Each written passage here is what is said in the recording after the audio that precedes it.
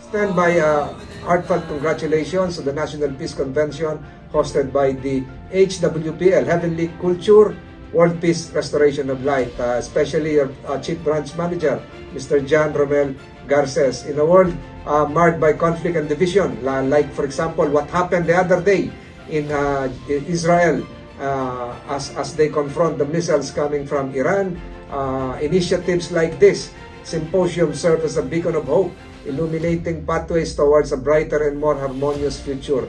At kahit po ano yung kinakaharap nating gulo ngayon sa iba't ibang sulok ng daigdig, sa Gaza, sa Ukraine, at ngayon po ay sa Israel, naniniwala po ako fostering religious and cultural harmony would foster mutual respect, understanding, and cooperation among diverse communities. In essence, the importance of this convention lies not only in its discussions and presentations, but the ripple effect it generates. Napakaganda po ng inyong ginagawa, and I hope you will inspire positive change far beyond the confines of this gathering.